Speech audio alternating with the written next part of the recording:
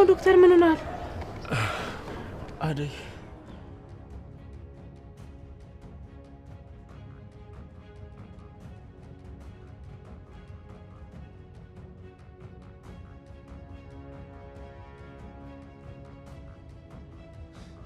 አንቺ ደነስ ዛሬ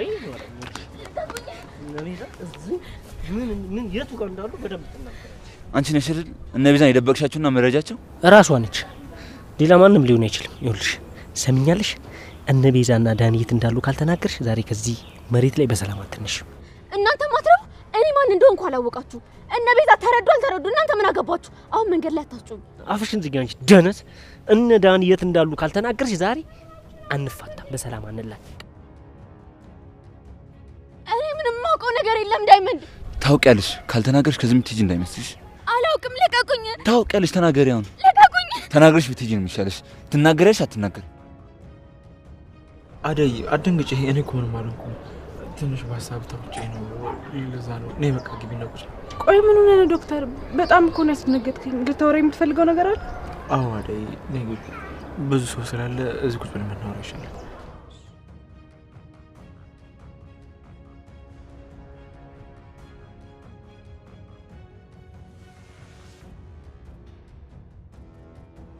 ምን ሆነ ነው ንገረኝ። ፊት እኮ ተቀያይሯል። ድካም ነው? ደህና አይደለሁም አደይ፣ ደህና አይደለሁም። ውስጤም ውጪም ሰላም አጥቷል። ይሄን እንደማንቺ ደግሞ ታውቂያለሽ። ቆይ ምን ሆነ ነው? ምን ተፈጠረ? እኔ እኮ ምንም አላውቅም። ብቻ በሰማመን ውስጥ ነው ስትለፈልፍ ነበር። እንዴ ምን ስል ነበር አደይ? ሰምተሽኛል? ቆይ ምን ነበር እያልኩ ነበረው? ያወራሁት ነገር ሰምተሽኛል? እወድሻለሁ ስትል ነበር የሰማው። በዛ ጭንቀት በዛ ሰማመን ውስጥ ሆነ እንኳን ፍቅርን ስትገልጽ ነበር። አደይ እኔ ሰማመን ውስጥ ሆኜ ሳወራ የነበረው ነገር ምንም አላስታውስም።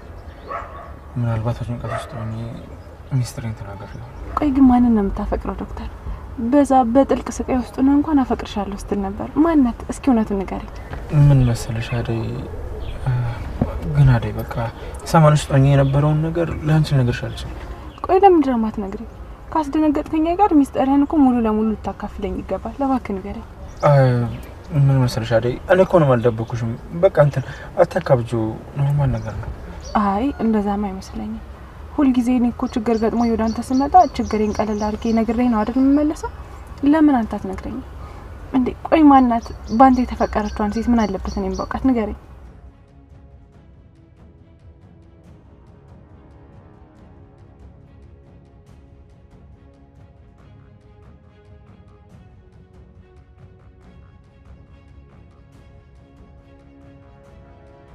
አሹ እዚህ ምን ታደርጋለህ እንዴ?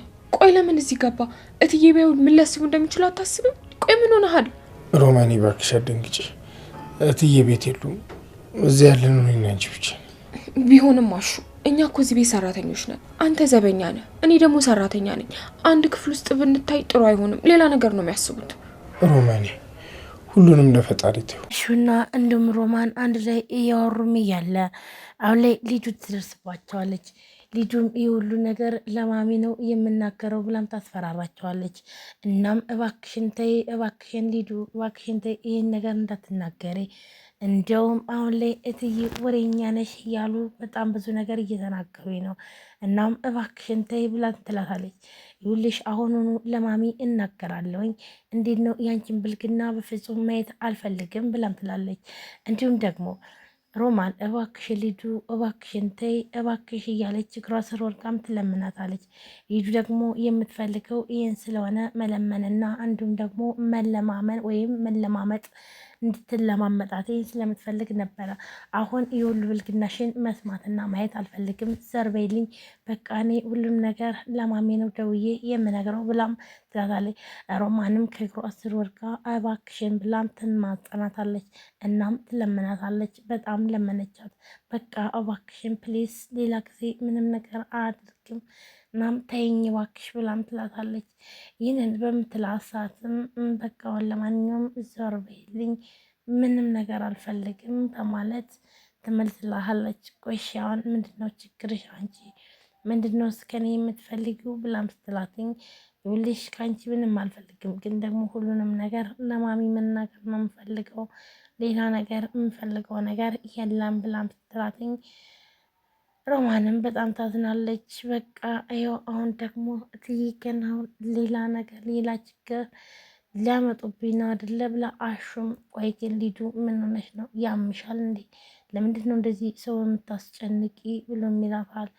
እኔ ሁላችሁ ይህ እናንተ ችግር ነው እንጂ የኔ ችግር አይደለም። ስለዚህ አሁን ላይ ሁሉንም ነገር ለማሚ እናገራለሁ ትላለች።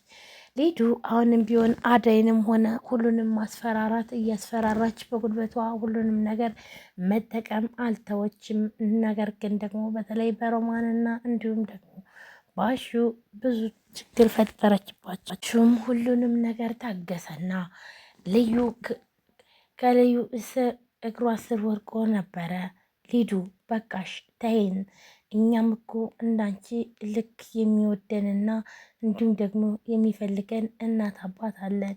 ስለዚህ የራስሽ ጉዳይ ብዙ አታወሪ፣ በቃ ሰርበይ በማለት በጣም ተናዶና እንዲሁም ደግሞ ተበሳይቶ ይናገራታል።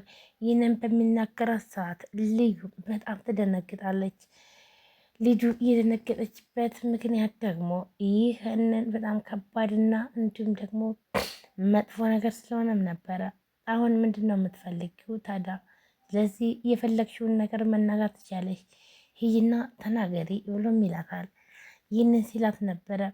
ቆይ ለምንድን ነው የማትረጋጋው? መረጋጋት አትችልም እንዴ ብላ ደንግጣ ከእንደገና ታናግረዋለች።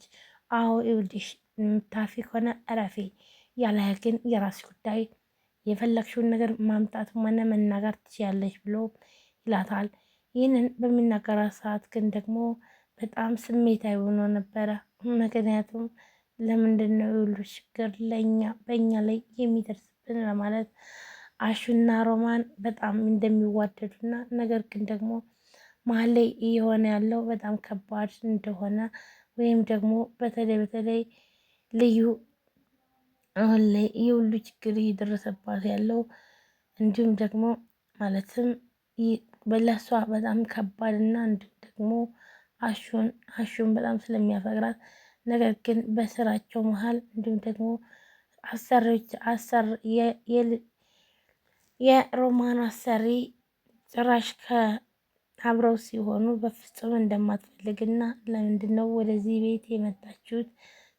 ስራ ልትሰሩ ነው። ስለዚህ ስራችሁን አስተካክላችሁ መስራት አለባችሁ ብላም በጣም ተበሳጭታ ስለምትናገራት ስለዚህ የዚህን ፍራቻ ነበረ ሊዱ ይህን ሚስጥር አብረው እየሆኑና እንዲሁም ደግሞ አብረው እያወሩ እየሆነ እንደሆነ ከተናገረችም በጣም ከባድ ነው።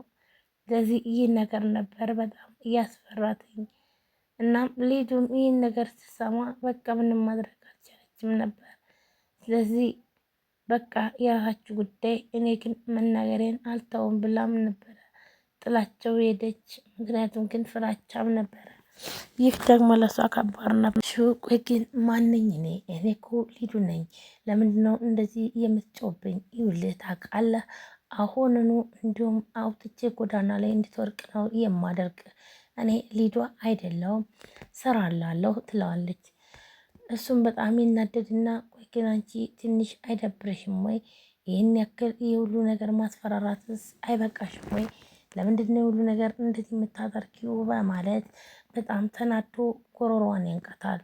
ይህን በሚያንቃት ሰዓት ነበረ ሊዱ በጣም የደነገጠችው። አሹ እንደዚህ ይጨክናል ብላም አላሰበችም። ይኸውልህ ሁሉንም ነገር እኔ ማድረግ እንደምችል አታውቅም እንዴ?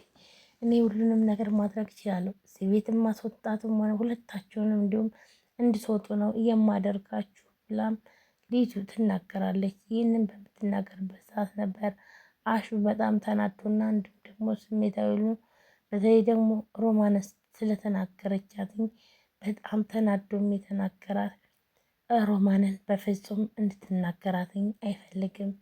ሮማን ስትከፋ በፍጹም አልፈልግም፣ እኔን እንደፈለሽ መናገር ትችላለሽ፣ ይህ ስራው ይቀራል እንጂ በፍጹም መሆን የለበትም ብሎም የሚያምን ሰው ነው። እናም በዚህ ጉዳይ በፍጹም እንደማይደራደርና ምንም ነገር ማድረግ እንደማይችል ነበረ የነገራት።